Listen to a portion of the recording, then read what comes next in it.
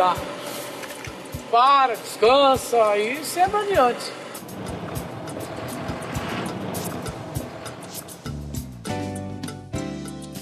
Nossa viagem pelos biomas brasileiros chega ao Pantanal, que possui uma grande riqueza de fauna e flora. Isso por causa de suas características naturais, que não acontecem em nenhum outro lugar do mundo. Esse bioma foi considerado um dos patrimônios naturais da humanidade pela Unesco. O Pantanal compreende os estados do Mato Grosso do Sul e do Mato Grosso. É a maior área de inundação contínua do mundo. O que faz o Pantanal ser tão singular, né?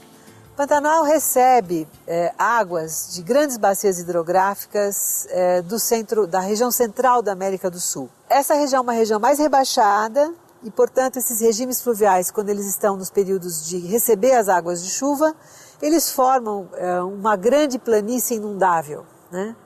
Mas o que tem de cobertura vegetal nessa planície inundável? São formações de cerrados, então vem a contribuição do cerrado, são planícies formadas por campos, que são também fisionomias associadas aos cerrados, e também algumas fisionomias florestais que têm uma associação próxima aí com o bioma amazônico. Então ela também recebe uma flora um pouco da Amazônia. É mais evidente a contribuição amazônica na fauna. Muitos animais desses ambientes aquáticos são comuns às bacias hidrográficas da Amazônia. No verão, o clima é quente e úmido e no inverno, mesmo mais frio, apresenta grande umidade do ar. A vegetação é bem diversificada conforme o tipo de solo e altitude do bioma. As partes mais altas incluem o Cerrado e a Mata Atlântica. Mas é a vegetação aquática e semiaquática que mais aparecem, já que a maior parte da região fica inundada o ano todo. Existem mais de 1000 espécies de animais. São aves, mamíferos, peixes e répteis. O Pantanal é o bioma mais bem preservado do Brasil. Ele conserva aproximadamente 75% de sua cobertura original. Mas a sua degradação também vem acontecendo. A ampliação das áreas de pastagem é uma das principais causas do desmatamento na região. A exploração de ouro e diamantes e a queima de vegetação nativa para a fabricação de carvão são outros fatores que determinam grandes mudanças ambientais no bioma.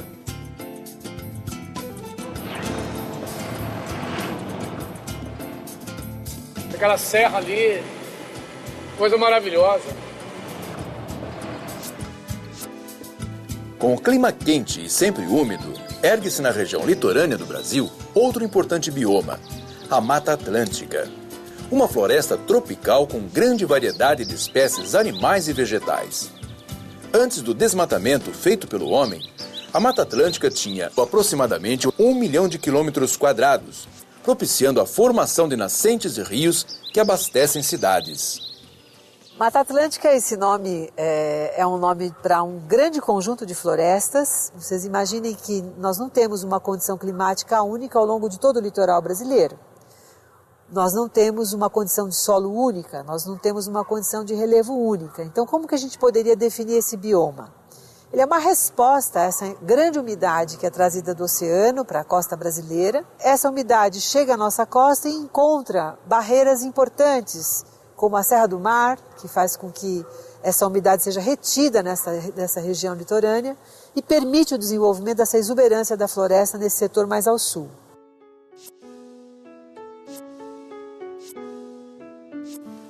O desmatamento, que começou com a extração do pau-brasil pelos portugueses, continuou com a agricultura da cana-de-açúcar no Nordeste e do café no Sudeste e no Sul brasileiro. Segundo o IBGE, o Brasil já desmatou 88% da Mata Atlântica.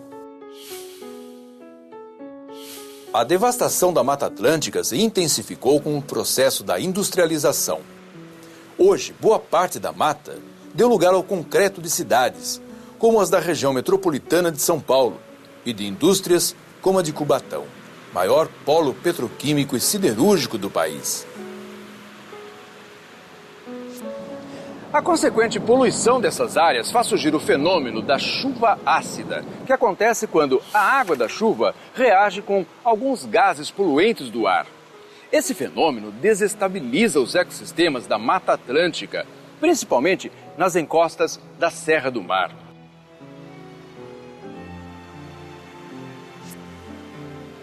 A Mata Atlântica abriga outro tipo de formação vegetal que se desenvolve no sul do Brasil. São as chamadas matas de araucárias, encontradas nessas regiões de invernos rigorosos e verões quentes, úmidos e de solo fértil. A araucária chega a ter entre 25 e 50 metros de altura, e sua semente, o pinhão, é bastante apreciada na culinária nacional. No Nordeste, 40 graus lá, muito quente. O sertão nordestino abriga outro dos nossos biomas, a caatinga. Ela ocupa aproximadamente 800 mil quilômetros quadrados e abrange parte dos estados do Piauí, Ceará, Rio Grande do Norte, Paraíba, Pernambuco, Alagoas, Sergipe, Bahia e parte do norte de Minas Gerais. A caatinga brasileira é um território do semiárido, ou seja, a grande região seca do Brasil. Com poucas chuvas durante o ano e temperaturas médias que variam entre 25 e 29 graus. Os rios da Caatinga são chamados de intermitentes, porque secam durante alguns meses e reaparecem na época das chuvas. Mas também existem rios perenes, que apresentam água o ano inteiro, como é o caso do Rio São Francisco. Apesar de sempre associada à pobreza e à seca, a região apresenta vegetação bastante diversificada, dependendo do tipo de solo e relevo.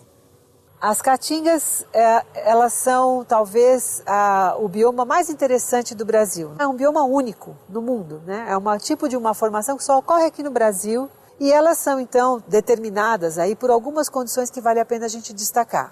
A primeira delas, a mais conhecida, elas estarem no clima tropical semiárido do Brasil. O que é o semiárido do Brasil?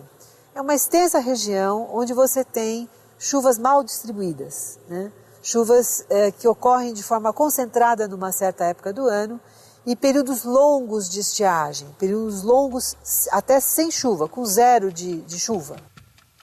Uma característica da Caatinga é não ter a água de superfície, porque os rios são intermitentes, mas tem água subterrânea e a agricultura irrigada ela vem na produção de frutas e toda essa área nova da redescoberta da Caatinga tem sido utilizada e há uma forte expansão sobre a vegetação nativa de Caatinga dessa prática agrícola para a produção de agricultura irrigada.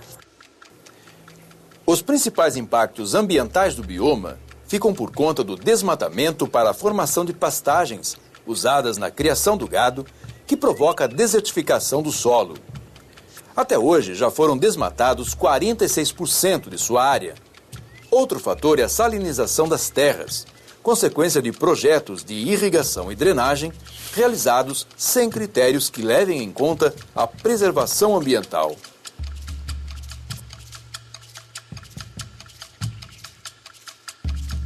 O homem modifica sempre os biomas, porque ele precisa explorar os recursos. A questão é que a gente foi inventando modos de utilizar os recursos sem pensar na renovação dos recursos, primeiro. Depois a gente foi se perdendo nesse caminho um pouco e não avaliando os tipos de usos que a gente faz. Será que a gente precisa demandar tantos recursos para tudo? Precisamos usar tanto ferro, precisamos desmatar tanto, precisamos emitir para a atmosfera tanto poluente, precisamos produzir tanto lixo.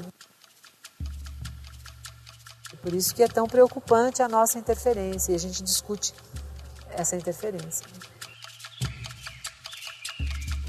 A preservação da natureza é uma medida urgente que precisa ser levada em conta quando a questão é o desenvolvimento da economia e a utilização de nossas riquezas naturais.